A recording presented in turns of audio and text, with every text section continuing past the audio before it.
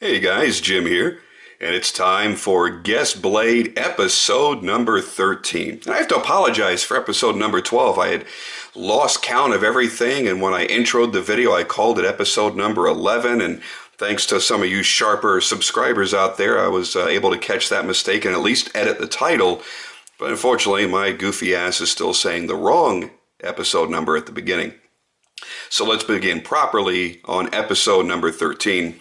This is something really, really special, something that I've wanted to get my hands on for quite a while. As a matter of fact, I talked to two different people about it. And this time I'm getting a knife donated by a close personal friend of mine named Marlon. He's not on any of the forums. He's not on YouTube and not on Instagram, so it's not somebody that you're going to be able to reference. I'd love to send you over to see his collection, but there's nothing out there really public. But from me to you, Marlon, I really appreciate it, buddy. Thank you so much. Marlon actually sent two knives, and this will be the subject of a future video. Just let you get a very quick look at it. If you can figure out what it is, then awesome. If not, then you'll be getting quite the surprise when it comes time for me to do it. So that'll be coming up on an upcoming episode very, very quickly. But let's get back to the subject at hand. Peter Rassenti SNAFU. You guys may or may not know Rassenti. He's a Canadian-based knife maker. As we're seeing so many great Canadian knife makers. I mean, you look at Kirby Lambert, and you look at Greg Lightfoot, and you look at Brian Ty. There's so many great guys coming out of Canada. And here's one that, he hasn't been in the game all too long. I mean, we start looking at, the old school guys versus the new school guys. He's really in that new school wave, creating very tough, bank vault-like kind of knives that have a very tool-like look. They're not ornate. They're not particularly beautiful per se. They're beautiful to guys like us that appreciate this kind of knife, but it's not like to a non-knife person whipping out some pearl-handled, crazy thingamajig that they go, ooh, wow, that's pretty. This doesn't really have that look, and I love that. You guys know I love my Vandermeulen, I love my Holbach, and the knives that have that real industrial look and feel to them, and this is certainly going to fit in well with that. He's very, very well known for the Druid and now for the SNAFU. This is a really, really big knife. Let's get into the specifications first, and then we'll get into what makes this knife so special and why you might want to mark this down as a knife that you want to get your hands on. Oh, there's so much to love here. Oh, you hear that? Oh.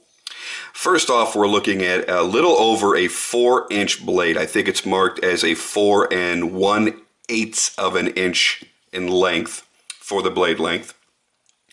Overall is 9 inches, so he's really using the handle to its full advantage. Cutting edge is only about 3.5 inches though, because you've got such a huge choil on here. And the blade is CTS XHP, which a lot of makers are starting to get into now. It's a fantastic steel. Now, let's talk about what makes this knife special. First things first, the flipping action is insane. I mean, this is really in that top tier of flippers. And as a matter of fact, earlier today, I kind of made a fun video on Instagram comparing the SNAFU to the King. Oh. And I'll let you judge for yourself as far as the action goes. I gotta wonder if there's a Holbach rolling detent in there that I'm unaware of, because that thing closes so smoothly. So let's compare the flipping action first of all. So we've got the RJ Martin Q36 here. Lightning fast, and nothing will ever rival that sound. Now watch how fast this is. Now you see there's a little bit of a difference, and part of that's just going to be in the weight of the blade. The RJ does not have a heavy blade. So let's do that again.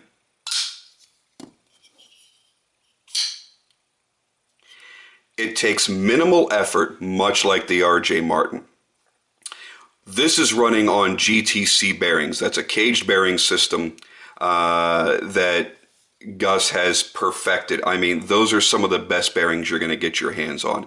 And this thing fires out like a rocket. Again, it's not quite as snappy and not quite as fast as the R.J. Martin. But it's very, very comparable. It's actually the closest comparison that I have in my collection. It takes a normal great flipper like a Bodega and makes you reconsider it. Not reconsider the knife, but the action. It's just a little bit faster and with a heavier blade than the Bodega. So we take two other flippers that you guys know I love, the Shirogorovs. Got two Model 95s. Here's my Thai 95. That's a little faster than this, but this gives you, it's hard to describe the feeling. There's so much weight to this blade that when it hits that stop, first off, when the blade is swinging down, it brings your hand down. Again, I'm not, really solidly holding on to it. I'm just holding it for demonstrative purposes on a video. The knife will kind of fly down with it because of the weight, and then when the weight stops at the end, it brings the knife back up there as well. So there's something special about flipping that. There's something special when you feel it opening up. Deploying this knife is fun. The other thing that makes it special is this. Notice that there is no backspacer, no standoffs. This is an integral piece of titanium. I currently do not own a single integral knife. Everything I have is constructed of two separate components put together.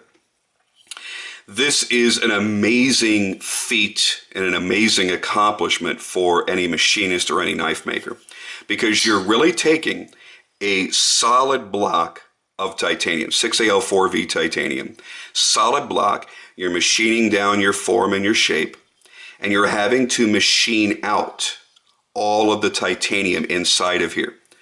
Now you got to realize you're going in at one point and going in over and over and over and then milling it out. The amount of work, the CNC time that has got to take. Now realize this is not a cheap knife. Just doing some quick searching as to what they're selling for on the open market right now.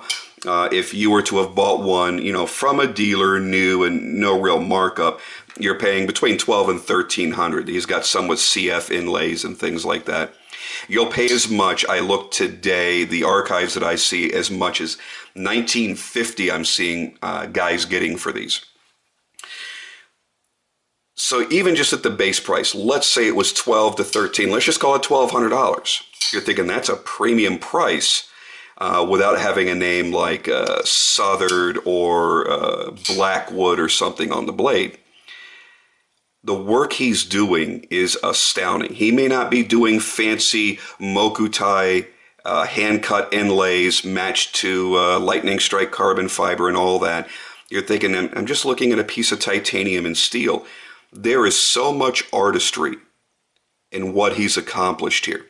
Everything is precision, like laser-cut precision. It's insane. To be able to achieve a true integral that locks up like a bank vault.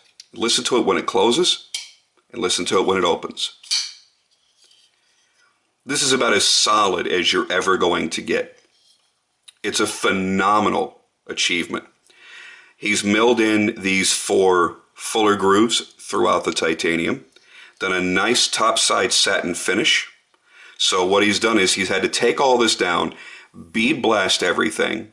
Everything is completely blasted, and then he's going across and then doing this beautiful satin finish, which appears to me, you'll have to excuse my thumb, when I was opening this package with my R.J. Martin, the tip of it poked right into my thumb, so I apologize if that's grossing anybody out. I'll try and hide that. And then that happened to me last night on the air on my show with my Kirby Lambert. Yeah, what you gonna do? From what it looks like to my eye, the satin finish on here is so fine that it appears to be done by hand. I love the beveling that he's done, the contouring all the way around the frame. For a big block of titanium, He's made it comfortable. Now, speaking of the ergonomics, fits nicely in the hand. It's a rather straight design, but with this huge relief here, it fits wonderfully. It's a fairly narrow knife. To give you some comparison to the thickness in knives that you may, at least aesthetically and design-wise, compare to it, we'll put it next to my Vandermeer and Barely Legal. I don't know if that's going to stand up. Let's see. And, of course, the Holback Quayback. And you see that it is a relatively, I don't want that to fall on somebody else's knife, a relatively slim knife when you really get down to it. It's still a thick chunk of titanium in the hand. It's still a wonderfully thick blade stock, but it's not overly done. He's got sufficient jimping here that works very well. It's a little tiny bit aggressive, but it's not overdone. And it almost looks like serrations at some point when you look at it right. He's got more jimping back here, more extraordinarily aggressive jimping back here. So in every position that you can possibly imagine, you've got something to grab onto. And the fullers create their own as well. Your fingers don't want to slide across them, so it's not going to twist and turn in your hand during any kind of big, heavy cutting. You've also got the forward choil, so when you are really, really getting into something, this isn't wanting to twist in your hand. This was brilliant. It looks like it's just there for looks, but believe me, you've got traction with it. Now that, when I first touched it, I wasn't a fan of it because there's actually a sharpness to each of these edges. They're not radiused at all. There is most certainly a sharpness to them. And I wasn't sure that I liked that until I started kind of playing with it and, you know, really kind of giving it the feel for it, if I was using it for this or for that. And I realized that it doesn't want to torque in the hand. I love that. Very aggressive jimping here on the flipper tab. The one thing that, you know, I do call it out on almost every knife, I'm just such a fan of how the Bodega is done. This is a little bit sharp on your finger, so the more you're playing with it, and with a knife that deploys like this one does, you can either light switch it, like I prefer to do, or you can push down on it, almost like a push button. The more you do that, and you're going to want to flip a knife that deploys this nicely, the more these corners bite into you, and you do start really feeling it in the pad of your finger. Again, it's not the worst thing in the world, but it's there.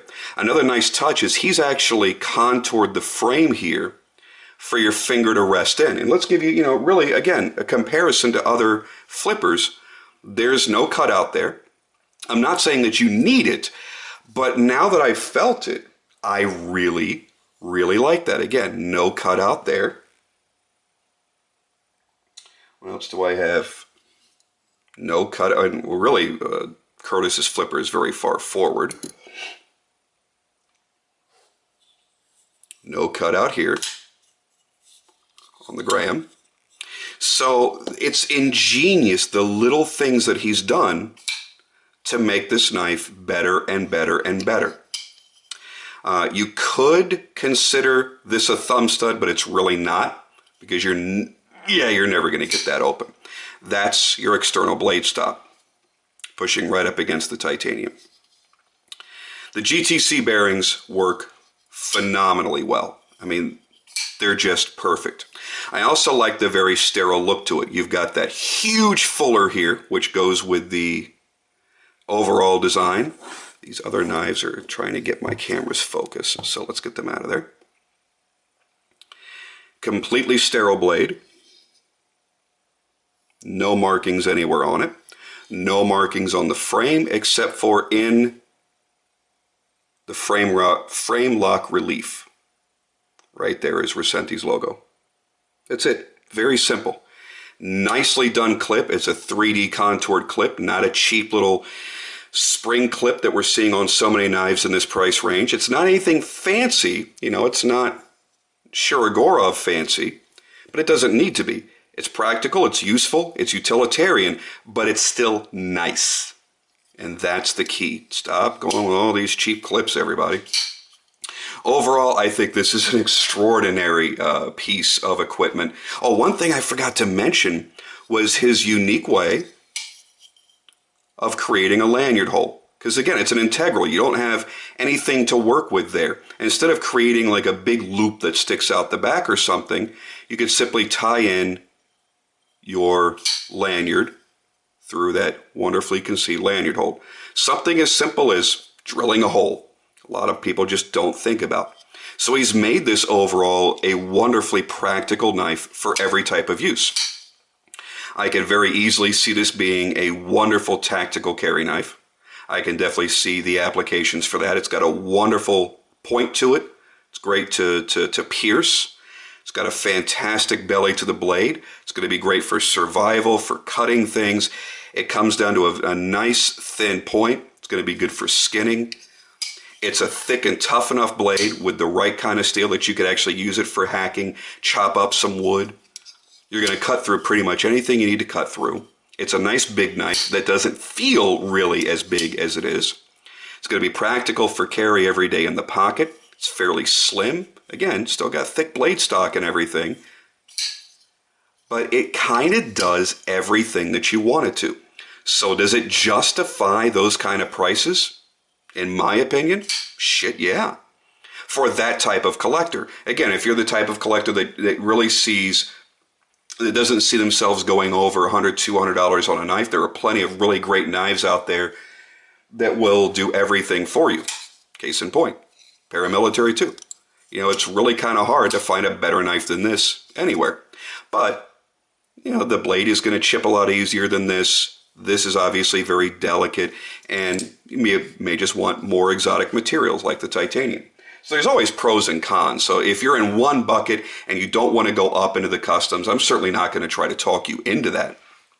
But for those that routinely spend that kind of money on a knife and you're wondering, is it worth me spending this much money to get a hold of a Rassenti SNAFU? I would say absolutely. Yeah. If you're looking at spending, you know, $12 to, well, like I said, up to nearly $2,000 at this point, this is certainly one of those that you're going to enjoy the beauty of it. You're going to enjoy the complexity and the ingenuity that it took to make a true full integral. And it's going to serve a practical purpose. You're not going to be afraid to use it. That's the beauty of this. And here's what I love about brushed finishes on the exterior of titanium. If I run into looking at it going, oh man, this was such a beautiful knife when I got it, and it's got all this pocket wear and little swirlies, I take a Scotch-Brite pad, leave it flat, go in one direction, and I can make it look like new again. Very simply, in less than a minute, at home. With a blasted finish that you see on so many titanium knives or stone wash or any other finish, there's nothing you as a common user at home could do about it. So the upkeep is going to be minimal on this. Very simple, very easy. Man, that lockup is great. If I could knock anything, is the lock bar tension is really, really strong. And there's no contouring here where your finger is actually, where your thumb is actually disengaging it. I'd love to see a little bit of a softer edge there if I could make any one critique. That would be it. There's a lot of tension on that lock bar, and that makes me think that if there was just slightly less, that this would be even faster. This might be in that R.J. Martin Q36 range with a little bit less friction of that detent ball riding on the blade. But who knows? I could be wrong. It may make too weak of a detent. You might be able to shake the blade out. But as it sits, that is bank vault solid. And we hear that thrown around a lot, and that really became a popular term with the Sebenza. But you know what? It is certainly applicable here. You've just got an amazing knife. Marlon, I love you, man. This is a true triumph for your collection. I'm very happy that you've got it. I'm very glad that you were willing to share it with me and share it with my subscribers, and I've been having a lot of fun playing with it. Believe me, this is the kind of knife that I want to have in my collection, and you can bet your ass I'm going to be trying to tempt Marlon into either selling it or trading it or something to me at some point when he gets tired of it, which I don't think is going to be for quite a long time. All right, guys, I'm going to cut it off here at this. I want to thank all of you, as always, for tuning in, watching these great episodes, and for all of the great support, sending in the great knives. I've got a lot more coming, so many that I actually don't remember all of them. I will drop one name very quickly, and it's not a guarantee yet, but I did talk with someone today who was very interested in sending me maybe even more than one example from a wonderful maker. So I'm just going to say, as I exit this video, you might get a chance to see Mayo.